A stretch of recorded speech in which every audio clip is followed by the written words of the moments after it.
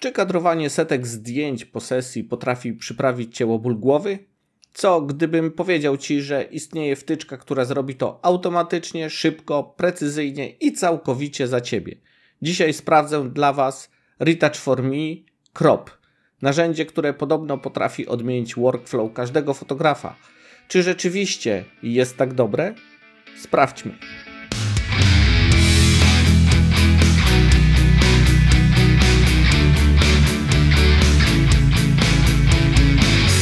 Nazywam się Waldek i witam Cię serdecznie na moim kanale.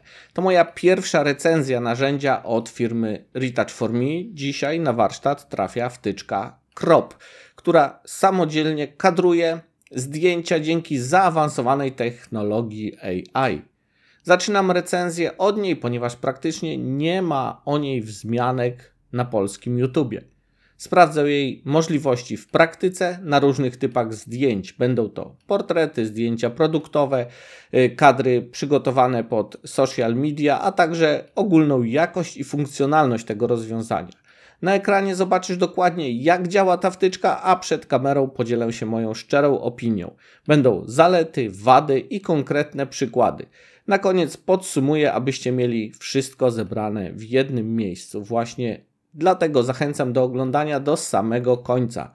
Zaczynamy! Retouch for Me to producent specjalistycznych narzędzi opartych o sztuczną inteligencję, które mają nam usprawnić i zautomatyzować retusz zdjęć. Ich rozwiązania słyną z tego, że pozwalają zaoszczędzić mnóstwo czasu przy edycji fotografii, szczególnie w przypadku monotonnych, powtarzalnych czynności. Retouch for Me Crop, czyli bohater dzisiejszego odcinka, jest jedną z tych wtyczek. Jej zadanie to inteligentne, automatyczne kadrowanie zdjęć.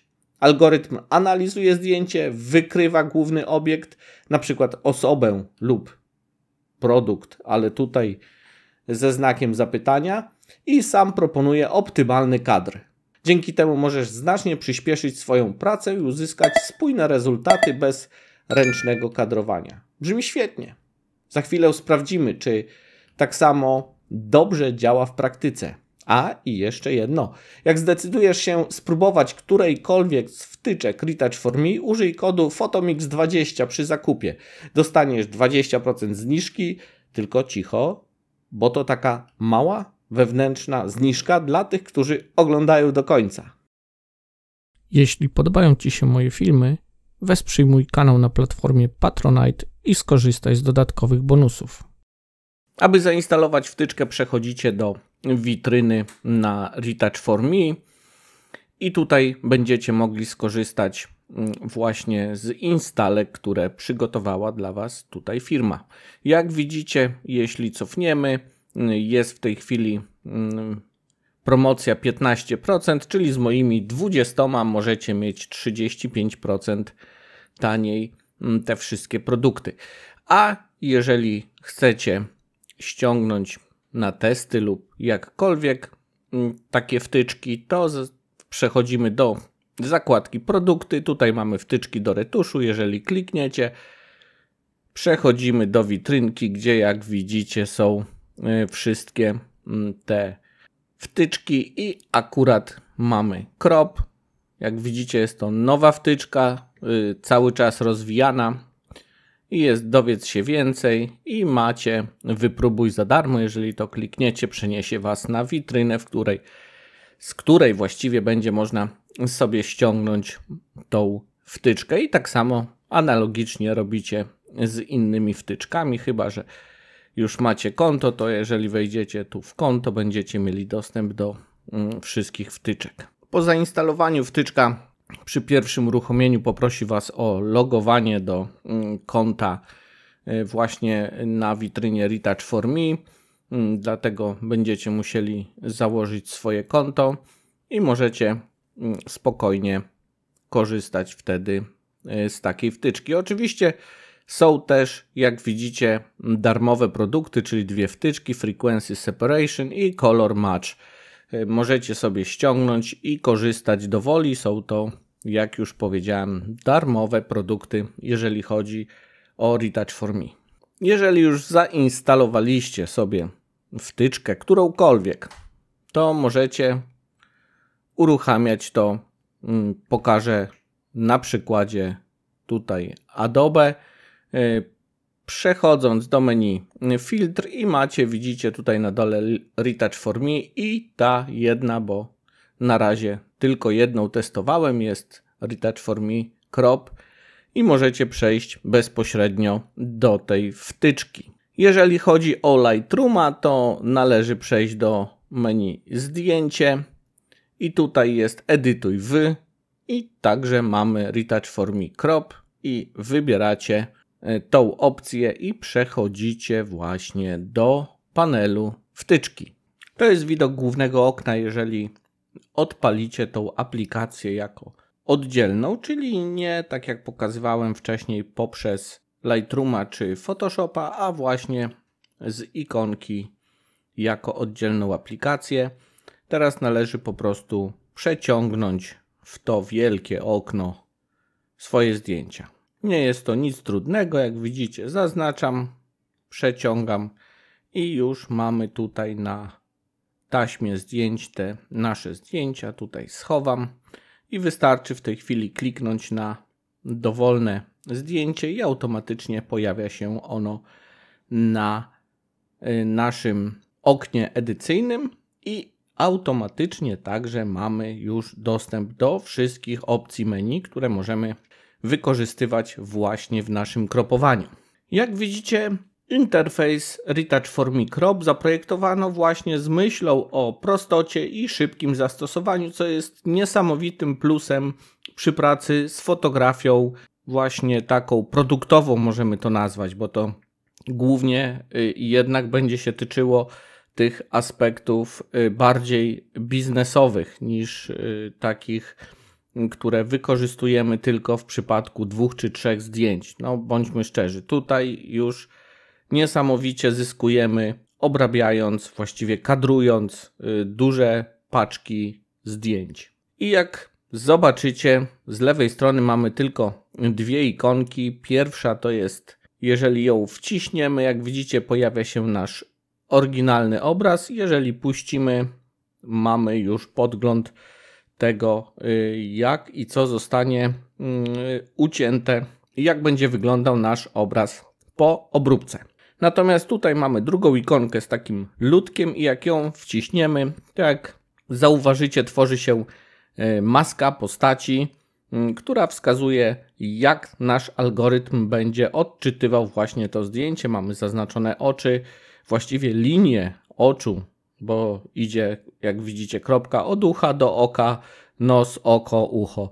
Także mamy tutaj te wszystkie elementy postaci zaznaczone i wiemy, jak będzie to dalej robione.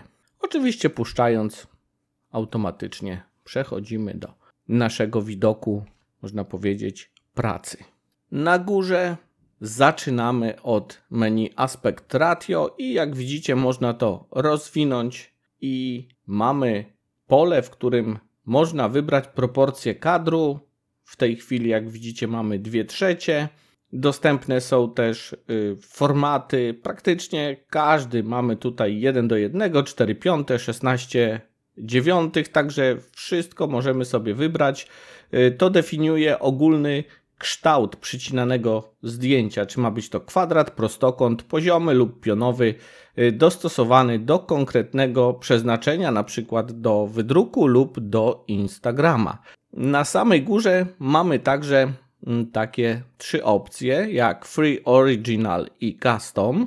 I jeżeli chodzi o Free, to są swobodne proporcje, czyli bez ograniczeń. Jeżeli zaznaczymy tą opcję, w tym trybie nie mamy żadnych sztywnych proporcji, które tutaj były wcześniej podawane. Możemy ręcznie zmieniać kształt kadrowania w dowolny sposób. Jak widzicie, łapiąc za dowolny punkt tutaj ten kontrolny, możemy zmieniać dowolnie kształt. Nie jest on dostosowywany sztywnie, tak jak było jak jest to tutaj przy tych zdefiniowanych rzeczach, na przykład 3/4 i już teraz możemy tylko w tych 3/4 się poruszać Natomiast przy właśnie wybraniu Free możemy to tutaj sobie dowolnie zmieniać, dowolnie zwiększać, zmniejszać. Nie ma tutaj utrzymanego właśnie tego sztywnego, narzuconego proporcjami tej wielkości.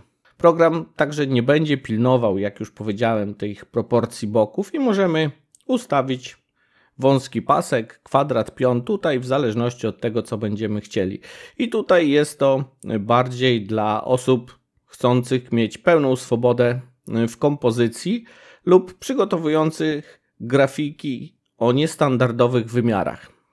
Także dla osób, które robią zdjęcia produktowe, bo tutaj jest pewien problem ze zdjęciami typowo takimi produktowymi, nie bez osób. Także o tym będzie później. Następnie mamy w aspect ratio original i to jest oryginalna proporcja naszego zdjęcia, czyli jeżeli mieliśmy na przykład proporcję 3:2 lub kwadrat, to taki sam będzie teraz to nasze pole i co byśmy nie zrobili, źle mi się złapało, to będzie to kadrowane właśnie w taki sposób, żeby zachować proporcje tego naszego oryginalnego zdjęcia. I dla kogo to jest? I tu jest dla fotografów chcących kadrować bez zmian formatu, na przykład odbitki o standardowych formatach, dajmy na to 15:10. Idealnie to się sprawdzi właśnie w takich elementach. I następnie mamy coś takiego jak custom. Tutaj można samodzielnie wpisać konkretne proporcje. Na przykład teraz mamy 3:2, a jeżeli wciśniemy te strzałeczki, to jak widzicie zmieniło to nam na 2:3 i już mamy nie poziomy, a pionowy i możemy tutaj kliknąć dwukrotnie i wpisać swoją własną proporcję, na przykład 10, dajmy na to, na 1, prawda? I mamy już taką opcję, jeżeli chcemy w drugą, pyk i mamy 1:10. Także tutaj możemy się bawić właśnie w tą stronę. I jak to było przy ustawianiu sztywnym, tak samo i tutaj nie jesteśmy w stanie zmienić proporcji właśnie tej ustalonej tutaj, czyli zmieniając wielkość, cały czas proporcja nam zostaje, nie jest zburzona tak jak przy tym właśnie ustawianiu manualnym. I dla kogo to jest? To jest dla osób, które pracują z określonymi platformami, na przykład Instagram 4:5, Storiesy 9:16, YouTube miniatury 16:9 lub potrzebują precyzyjnych wymiarów. Także w tym wypadku tutaj możemy korzystać właśnie z tych opcji. Następnie mamy crop i tutaj określenie, lista właściwie predefiniowanych typów kadrowania. Każdy z nich można włączyć lub wyłączyć poprzez niebieski przełącznik, jak tutaj widzicie. Wtyczka wtedy wybierze najbardziej pasujący typ na podstawie zawartości zdjęcia i naszych ustawień. Może tutaj zmienię na 2/3, żeby było to lepiej widoczne, bo wszystkie te ustawienia będą się też tyczyły tych naszych ustawień wcześniejszych, także mogą troszeczkę zaburzać późniejsze kadrowanie, bo dałem dziwaczną proporcję. Jakie opcje tutaj mamy? Oczywiście pierwsza to jest paszport, czyli kadrowanie zgodne z proporcjami do zdjęcia paszportowego. Face and Shoulders to jest kadrowanie skupione na twarzy i ramionach. Może to pokażę. Paszport. Proszę bardzo. Tutaj mamy, jak widzicie, samą twarz, czyli te paszportowe. Tutaj mamy z ramionami. Następnie mamy upper body, czyli ujęcie górnej części sylwetki do pasa. Pięknie. Face stop, czyli kadrowanie górnej części ciała bez uwzględnienia twarzy. Proszę bardzo. Faceless body, czyli ujęcie całego ciała bez twarzy. Mamy trochę nam ręce tutaj mógłby jeszcze załapać. I później jest full, czyli całe bez twarzy. Legs, no to mamy same nogi. Half body, czyli pół sylwetki, tak jak to widać. I następnie jest 3/4, czyli 3/4 po prostu ciach sylwetki. I mamy full body, czyli pełna sylwetka, którą właśnie w tej chwili widzimy. I co jeszcze zauważycie? Mamy takie kropeczki niebieskie i zielone. Zielona oznacza, że jest to najlepsze kadrowanie, jakie widzi to program. Czyli nie bierze pod uwagę, że na przykład z tego chcemy wziąć zdjęcie paszportowe, a ustawia nam, że najbardziej tutaj kropem najlepszym dla nas będzie właśnie full body. To jest bardzo przydatne, jeżeli tutaj, jak zauważycie, bo teraz przejdę troszeczkę, właściwie troszeczkę się cofnę do tych 3 ikonek. Jeżeli wybierzemy Auto Mode, to wtedy dając, jeżeli zobaczycie, tutaj jest Start. Start rozpoczyna całą naszą tą przemianę wszystkich zdjęć. Bez względu tutaj na którym ustawimy, chyba że to będzie manual, tak tu na początku. Auto będzie brało pod uwagę tą zieloną właśnie najlepszą dla siebie opcję, dlatego jeżeli będziecie tego używali, to radzę później sprawdzić, bo na przykład tak jak tutaj jest ciało bez twarzy i mogą wyjść takie właśnie dziwne rzeczy przy niektórych zdjęciach. Po prostu określi, że jest to najlepsze wyjście w tym wszystkim. I o co chodzi jeszcze w tym, jeżeli zobaczcie, to są 2 zdjęcia, one zostały wygenerowane przez Sorę.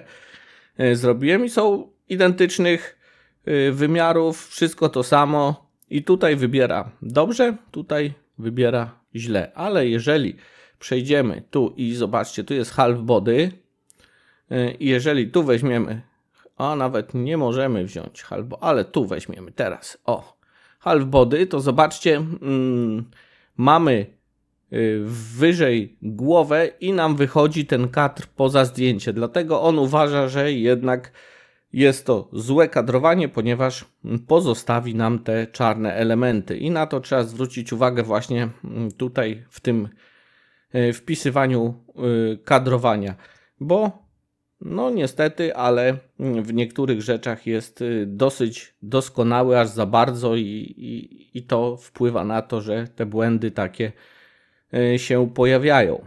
Ok, i tutaj przeszliśmy przez ten automat, to wiecie jak, manual. No to sami wybieramy, co chcemy kadrować i każde zdjęcie po kolei na manualu możemy sobie inaczej ustawić wtedy.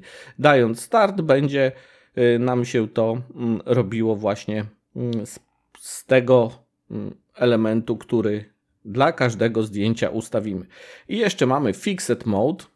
To jest ciekawa funkcja dla bardzo wielu zdjęć. Jak na przykład robicie, dajmy na to, zdjęcia firmowe i musicie wykonać z nich portrety do jakichś identyfikatorów czy czegokolwiek innego, to tutaj ustawiamy sobie paszport lub z ramionami twarz i jak zobaczycie, już na każdym zdjęciu mamy to ustawione, gdzie byśmy już nie kliknęli, on już automatycznie nam to ustawia i teraz klikając start, zobaczcie, ciach, wybieramy folder, ciach, no tutaj to akurat ćwiczyłem, więc są te zdjęcia z identycznymi nazwami i leci, widzicie, przesuwa nam tą opcję kadrowania właśnie na twarz z ramionami i wszędzie nam powycinał batch processing complete, czyli przeszedł te wszystkie nasze zdjęcia już zrobił i mamy to wszystko gotowe. Oczywiście prędkość tego wszystkiego zależy od naszego komputera i naszej karty graficznej. Teraz jeżeli byśmy chcieli coś przekadrować, to niestety nie możemy, bo musimy listę wyczyścić i jeszcze raz wrzucić tutaj nasze zdjęcia. Także jeszcze raz powtórzę. A jeszcze nie powiedziałem na początku, że program przyjmuje tylko JPEGi i PNG. Niestety nie możemy nic zrobić z plikami RAW, z plikami PSD czy DNG. Mamy na razie, może to się później zmieni, wtyczka jest cały czas w trakcie pracy. Jest to właściwie poprawiona wersja już wcześniejszej wtyczki, która miała, jak patrzyłem na YouTubie, bardzo dużo błędów. Ta natomiast te błędy ma dość mocno poprawione i myślę, że będzie się dalej rozwijała. Zresztą wszystkie wtyczki, jeżeli chodzi o Retouch 4Me, bardzo dobrze się rozwijają i tutaj ludzie z tej firmy mocno prężnie próbują to robić. Ok, czyli przeszliśmy przez aspect ratio i crop i teraz mamy extended, czyli suwak pozwalający rozszerzyć lub zawężyć automatycznie zaproponowane kadrowanie. Jak widzicie, zwiększamy. Jeżeli jesteśmy na tym fixed mode, to automatycznie to się zwiększy na wszystkich zdjęciach, także będziemy mieli to kadrowanie większe dla tych wszystkich zdjęć. I zobaczcie, tak jak powiedziałem, wszędzie mamy to zwiększone. Wszędzie pozostaje te ustawienie o te 49 większe. Następnie mamy opcję automatycznego prostowania, czyli jeżeli włączymy ten przełącznik, algorytm właściwie poziomowania zdjęcia sprawdzi nam, gdy obraz jest lekko przekrzywiony, wtedy go nam doprostuje. Jeżeli będziemy chcieli zrobić ręcznie, to możemy sobie ustawić właśnie ten kąt obrotu i widzimy to w stopniach także pokazane. W tej chwili mamy na przykład 1,8, możemy tutaj kliknąć 2 razy, ciach na 0 i jest na środeczku. Jeżeli nie chcemy, to po prostu odznaczymy tą funkcję i nie będzie wtedy to brane pod uwagę. Wszystko będzie identycznie kadrowane bez przechyłu zdjęcia oryginalnego. O, tak to można powiedzieć. Następnie mamy coś takiego jak Custom Margin, czyli własne marginesy. Gdy ta opcja jest aktywna, możemy zdefiniować własne odstępy wokół, no właściwie wokół obiektu w kadrze. Także proszę bardzo, włączamy i zobaczcie, jak najedziemy na ten niebieski suwak, pojawia nam się opcja właśnie ta podstawowa i teraz możemy przesunąć, jak chcemy, ten margines, tak żeby było to wedle nas dobre. I zobaczcie, teraz ciachniemy drugie zdjęcie i też mamy wszystko przestawione. Mamy więcej powietrza, jeżeli chcemy dać portretowi tutaj z lewej strony. Także naprawdę dużo ustawień można wykonać. No tutaj mniej się to zrobiło, bo mamy taki portret, że nie jesteśmy w stanie tego akurat tutaj zrobić. Ostatnia opcja, czyli Fixed Pixel Size. Jest to stały rozmiar, oczywiście podany w pikselach. Gdy ta opcja jest zaznaczona, tak jak widzicie, na niebiesko, możemy ustawić dokładnie rozmiar kadru w pikselach. Jest to bardzo przydatne, jeżeli kadrujemy zdjęcia z myślą o konkretnym jakimś medium, na przykład social mediach, w druku i potrzebujemy do tego precyzyjnego rozmiaru. Tutaj mamy, jak widzicie, jedna opcja jest wyszarzona, nic nie możemy z niej zrobić, natomiast druga mamy plusiki, zwiększając ją, zwiększa się automatycznie, proporcjonalnie i ta wcześniejsza opcja, dlatego tutaj mamy pełny dostęp i wszystko bardzo fajnie zrobione. Jeżeli chodzi o dolny pasek, to mamy coś takiego jak Not Happy, czyli skrót do zgłoszenia problemów z kadrem, jakiś przycisk opinii. Tutaj coś się nam nie podoba, to klikamy. Clear List wyczyszcza nam, jak widzieliście, tą naszą listę ze zdjęciami. Cancel Save, czyli przyciski anulowania lub zapisania naszych zmian. I to jest wszystko, jeżeli chodzi o działanie tej wtyczki. Jeszcze miałem Wam pokazać, jak wygląda sprawa ze zdjęciami produktowymi. Mianowicie, tak jak widzicie, klikając na któreś zdjęcie, dostajemy monit, że nie wykryto tutaj żadnego człowieka i nasze prace, automat w ogóle w tym wypadku nie zadziała. Musimy ręcznie ustawić nasz obraz, tak w zależności oczywiście od proporcji, które tutaj mamy. I to jest kiepskie, jeżeli chodzi właśnie o zdjęcia bez ludzi. Jest to wtyczka przystosowana głównie do zdjęć z osobami i to z jedną osobą, bo nie wykrywa więcej niż jednej osoby, dlatego tutaj także nie mówiłem tego wcześniej, ale uczulam na to. Natomiast tutaj z tego, co przetestowałem, to jeżeli ktoś robi właśnie takie zdjęcia ze statywu, bo teraz nawet jak weźmiemy drugie zdjęcie, to jak widzicie, nic nam tutaj to nie dało, nic nie wykrywa, żadnej twarzy, żadnego body, żadnego paszportu. Także nic nie zrobimy, ale jeśli robicie zdjęcia na statywie, są one w jednej, można powiedzieć, takiej wielkości, że jak przytniemy, to w tym miejscu będziemy mieli jakiś element. Oczywiście tutaj tak samo jak i z osobami nie jesteśmy w stanie wykadrować dowolnego innego elementu, tylko jeden. Także jedna osoba, jeden element obrazu. I jeżeli na przykład wszystko by stało na jednym stole, tutaj na tej samej wysokości by był aparat i byśmy robili właśnie kadrowanie tej jednej rzeczy, to wtedy możemy to wykonywać. Resztę, no niestety na piechotę i tutaj właśnie oprócz tego przypadku, gdzie tak jak powiedziałem, mamy wszystko jednakowo ustawione i wiemy, że takie ustawienie kadrowania na przykład będzie do wszystkich naszych zdjęć z danej sesji produktowej pasowało, to wtedy to będzie działało. W innym przypadku niestety nie sprawdzi się ta wtyczka. Jeśli oglądasz tę część, prawdopodobnie chcesz wiedzieć, czy Retouch For Me Crop naprawdę zasługuje na miejsce w Twoim workflow, czy nie. Pozwól, że w kilka minut podsumuję wszystko, czego dowiedzieliśmy się w tym materiale, bez ściemy, ale z dużą dawką entuzjazmu, bo ta wtyczka naprawdę potrafi uratować cały dzień. Turbo szybkość.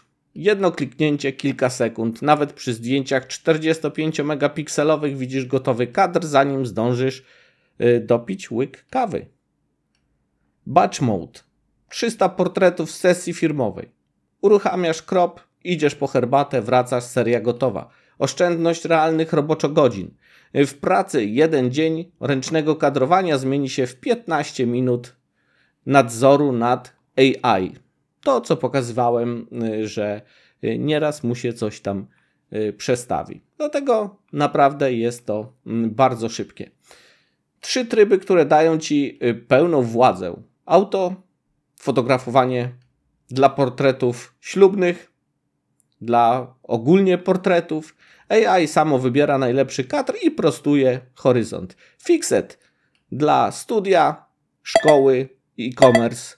Wymusza identyczny kadr całej scenerii. Manual, artyści, nietypowe ujęcia, ręczne sterowanie, pełna swoboda. AI milczy w tym wypadku. Propozycje i rozmiary pod każdy kanał. Mamy free, tworzysz baner o dowolnym kształcie, Original zachowujesz format na przykład do druku 30x20 i custom wpisujesz format na przykład 4x5 do feedu, 1x1 na miniaturę, 9x16 na reelsy. Fixed Pixel Size ustawiasz sobie rozdzielczość w pikselach i masz gotowca prosto na Instagrama. Custom Margins precyzyjnie definiujesz oddech wokół twarzy, czyli mamy odległość między marginesami danego produktu, więc każdy kadr wygląda tak samo schludnie. Gdzie takie zastosowanie błyszczy najbardziej?